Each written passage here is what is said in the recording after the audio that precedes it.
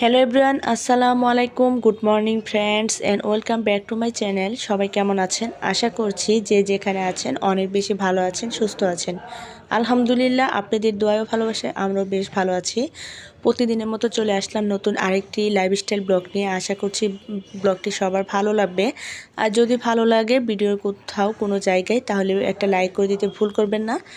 তো যাই হোক, সকাল সকালে চলে এসেছি এখানে, যে কিছু প্লেট গুছিয়ে নিচ্ছি। আর আমি যখন ঘুরতে গিয়েছিলাম তখন যে জিনিসগুলো নিয়ে আসছি সেগুলোকে একটু নতুন করে সাজিয়ে নিচ্ছি এখানে। আর পুরাতনগুলোকে এখান থেকে ট্রান্সফার করে দেব অন্য জায়গায়। তো সেজন্যই সকালবেলায় কাজগুলো শুরু করে দিলাম। আর সকাল সকাল না করলে কিন্তু ভালো লাগে না কোনো কিছুই। গুছানো কাজগুলো আমার কাছে মনে হয় যে সকাল সকাল করাটাই ভালো। তো যাই হোক, মনটা অনেক বেশি খারাপ, কারণ হচ্ছে ইউটিউবের এই প্ল্যাটফর্মে এসে এত কষ্টের মাঝেও ভালোবেসে সবার ভিডিও দেখছি, দিন শেষে তার প্রতিদান পাচ্ছি একদমই শূন্য। কারণ হচ্ছে আমি ভালোবেসে যাদের ভিডিও দেখছি তারা কিন্তু আমাকে ততটা ভালোবাসা দিচ্ছে না, বা হয়তো অনেকে ভুলে গেছে, অনেকে মনেই রাখছে না যে আমি আসলে কারো ভিডিও দেখছি বা খুব ভালোবেসে দেখছি। সেটা হয়তো অনেকেই ভালোবাসাটা মনে করছে না, সেই জন্য দেখা গেছে যে দিন শেষে আমাদের প্রতিদান দিচ্ছে খুব সুন্দরভাবে করে। আসলে এই কথাটা আমি কখনো বলতে চাই না, কিন্তু দেখা গেছে যে আমি এত কষ্ট করে শত ব্যস্ততার মাঝেও সবার ভিডিও দেখতে পারি, তাহলে আমার প্রিয় আপুরা কেন আমার বা ভাইয়ারা কেন আমার ভিডিওটা দেখে না বা দেখতে পছন্দ করছে না। এত সুন্দর করে একটা ভিডিও করার পর যদি কেউ না দেখে, তখন কিন্তু মনটা অনেক বেশি খারাপ হয়ে যায়, একদমই ভালো লাগে না। তবে আসলে এই প্ল্যাটফর্মে আমি কাউকে বাধ্য করতে পারবো না যে আমার ভিডিও কেন দেখছেন না বা আপনারা কেন পছন্দ করছেন। এটা একজনের ব্যক্তিগত বা ইচ্ছাগত, এটা আমরা বুঝতে পারি। তারপরে দেখা গেছে যে যাদেরকে আমি এত ভালোবাসা দিচ্ছি তারা তো অন্ততপক্ষে আমাকে একটু হলেও ভালোবাসা দিবে, তাই না?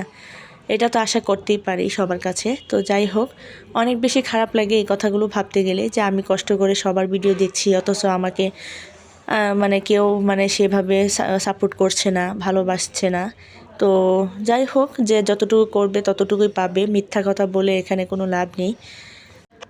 তো আমার কাছে মনে হয় যারা ছোট থেকে বড় হয়, তো পিছনের অতীতগুলো হয়তো সব ভুলে যায়, যে আমি এই প্ল্যাটফর্মে এসেছি সবার ভালোবাসা পেয়ে, বা এতটুকু উপরে উঠতে পেরেছি সবার ভালোবাসা পেয়ে।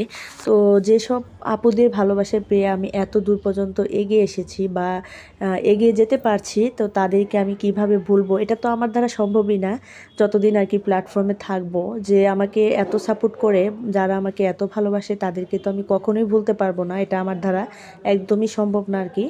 তো যাই হোক, দূর থেকে কিন্তু আসলে অনেক ভালোবাসা যায় অনেকেই মন থেকে, যেটা আসলে আমি যে সকল আপুদেরকে ভালোবাসি তাদেরকে তো আমি কখনোই ভুলতে পারবো না।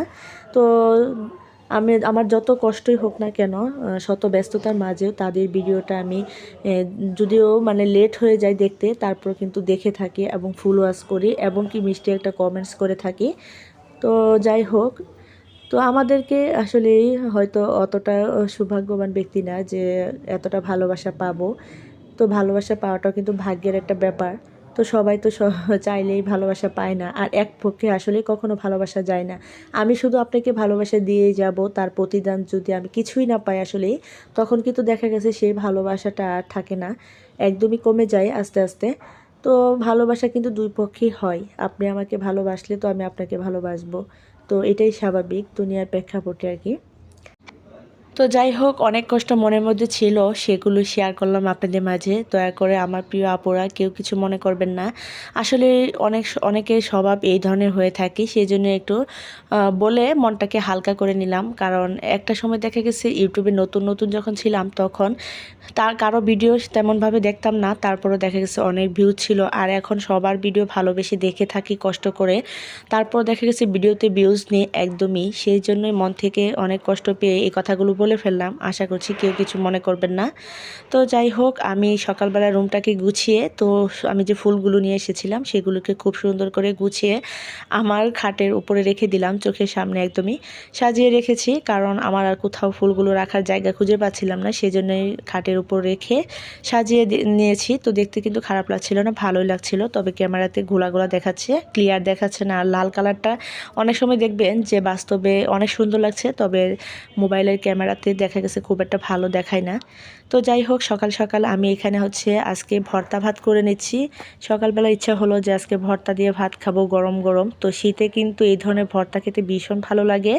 আর এটা ছিল কি বলে চাপা শুটকির ভর্তা। এই ভর্তাটা কিন্তু অনেক বেশি মজা হয়, আর এটাকে কিন্তু অনেকভাবে করা যায়। তো পাটায় বেটে আবার হচ্ছে দেখা গেছে যে হাত দিয়ে কষলিও বানানো যায়।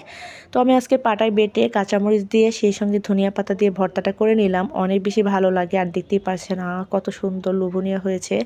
আমার তো দেখে এখনও খেতে ইচ্ছে করছে, যেহেতু বয়সটা দিচ্ছি পরে। তো খেয়েছি গরম ভাত দিয়ে, ভীষণ ভালো লেগেছিল। আর সকাল সকাল এরকম গরম ভাতের সাথে ভর্তা হলে কিন্তু পেট ভর্তি ভাত খাওয়া যায়। আর এই যে দেখতেই পারছেন এখানে আমি ভর্তা নিচ্ছি, আর সেই সঙ্গে বেগুন ভর্তা নিয়েছি, আর হচ্ছে এখানে আমি ডিম ভাজা নিয়েছি। তো এগুলো দিয়ে সকালের নাস্তাটা করে নিচ্ছি, ভীষণ ভালো লাগে। তো কারা কারা ভর্তা ভাত খেতে অনেক বেশি পছন্দ করেন সবাই আমাকে কমেন্টস করে জানাবেন। তো বিসমিল্লাহ বলে খাওয়া শুরু করে দিলাম। তো আসলে অসম্ভব মজার ছিল। শীতে সকালে এই ধরনের ভর্তা হলে কিন্তু পেট ভর্তি আসলে ভাত খাওয়া যায় অনেকগুলো। তো ভর্তা হলে আমার কোনো কিছুই লাগে না, 3 বেলায় মানে মানে খেতে পারি ভর্তা। তো এত বেশি পছন্দের আর কি। তো যাই হোক, এখন নাস্তা টাস্তা শেষ করে চলে এসেছি কিছু ফ্রুটস গোছাতে। তো আমার বাচ্চাদের জন্য তার বাবা হচ্ছে এখানে কিছু কমলা নিয়ে আসছিল, দেশি কমলা। কারণ বাচ্চাদের এত পরিমাণ ঠান্ডা লেগেছে যে ঠান্ডা লেগে তাদের অবস্থা একদম নাজেহাল। সেজন্য দেখা গেছে কমলার রসটা একটু যদি তাদেরকে খাওয়ানো হয়, ঠান্ডাটা কিন্তু একটু কেটে যায়। তো বাচ্চাদেরকে এই ধরনের দেশি ফল খাওয়ালে কিন্তু শীতকালে ভীষণ ভালো আর কি। আর ফ্রুটস তো এমনিতেই অনেক বেশি ভালো বাচ্চাদের জন্য। তো যাই হোক, এগুলোকে আমি এখন একটু গুছিয়ে নিচ্ছি। তো এই যে দেশি ফল ছিল এগুলো, তো সেই হিসাবে আর কি ভালোই ছিল, খারাপ না একবারে।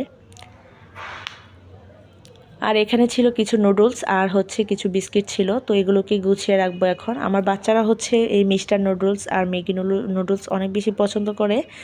তো তাদের টিফিনে আমি নুডলস বানিয়ে দিই, আর সেজন্যই তাদের জন্য সব সময় আমার ঘরে নুডলস রাখতে হয়। তো আমার বাচ্চারা হচ্ছে বিস্কিটও অনেক বেশি পছন্দ করে, সব সময় বিস্কিটও ঘরে রাখতে হয়। তো তাদের জন্য সব খাবারই ঘরে রেখে দেওয়া হয়। আবার একদম মানে আমাদের বাসার সামনেই দোকান আছে, তো সেই দোকানে তো 24 ঘন্টায় তাদের খাওয়া দাওয়া চলতেই থাকে, থামাথামি নাই, একের পর এক খাচ্ছে। তো এই ধরনের বাইরের জিনিসটা অনেক বেশি পছন্দ করে বাচ্চারা আর কি। তো ঘরে মানে তৈরি করে দেওয়ার চেষ্টা করি, তারপরে দেখা গেছে বাহিরের খাবার থেকে তাদেরকে কোনো কমিয়ে আর কি ফিরাতে পারি না। তো যাই হোক, তার বাবা সবসময় তাদেরকে অফার দেয়, কি খাবে বলো, কি খাবে এখন এই মুহূর্তেই মানে বলে দাও। যেই বলা সেই কাজ। তো যখনই বলা শুরু করে তখনই তার বাবা নিয়ে আসতে মানে দেরি হয় না। তো যাই হোক, একের পর এক মানে সারাদিন তাদের পিছনে দেখা গেছে অনেক বেশি খরচ হয়।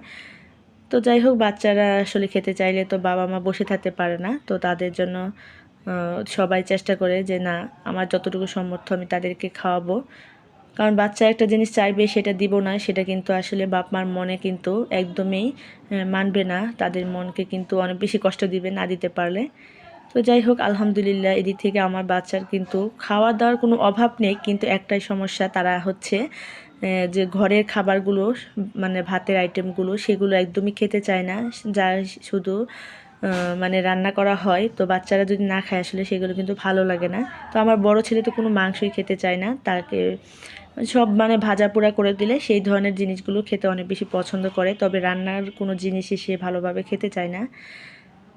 তো ছোটোবেলা আবার সবই মানে খেয়েছে, এখন বড় হয়ে এরকম পায়না করে আর কি। তো যাই হোক, এখন হচ্ছে সব কিছু গুছিয়ে নিলাম, আর এগুলোকে এখন গুছিয়ে তো রেখে দেব। আর যেহেতু লাইফস্টাইল ভিডিও, আর লাইফস্টাইল ভিডিও কিন্তু চাইলেও ছোট করা যায় না একদমই, মানে ছোট ছোট করে ক্লিপ নিতে গেলেও দেখা গেছে যে অনেক বড় একটা ভিডিও হয়ে যায়। তো এত বেশি কাটছাট করি, তারপরে দেখা গেছে ভিডিও বড়। তো হয়তো অনেকে বড় ভিডিও দেখে মানে ভয় পেয়ে যায়, কিন্তু যাই হোক, আমি কিন্তু কখনো ভয় পাই না। আমি সবার ভিডিও যত বড়ই হোক না কেন ফুল ওয়াচ করে তারপর চলে আসি। আর একটা বড় বা ছোট যেরকমই কমেন্টস হোক না কেন, এটা ইনশাল্লাহ বলে পুরো ভিডিওটা দেখে থাকি, কারণ ইনশাল্লাহ বলে হয়তো আমার আপুরা বিশ্বাস করবে, তা না হলে হয়তো আমাকে বিশ্বাস করবে না যে আমি ভিডিওটা দেখেছি কিনা। সেই জন্যই আমি ছোট হোক আর বড় হোক কমেন্টস একটা ইনশাল্লাহ বলে দেই, এতে করে যেন আমার আপুদের পুরো মাত্রায় বিশ্বাস থাকে, সেজন্যই। তো যাই হোক, বাচ্চারা এখানে বিকেলবেলা খেলা করছিল, তো তাদের খেলা দেখে তো ভীষণ ভালো লাগছে, ছোটোবেলার কথা মনে পড়ে যাচ্ছে, তো অনেক বেশি ভালো লাগছে। আজকের মতো এই পর্যন্ত। আর এখানে আমার চুলাটা লেপে নিয়েছি।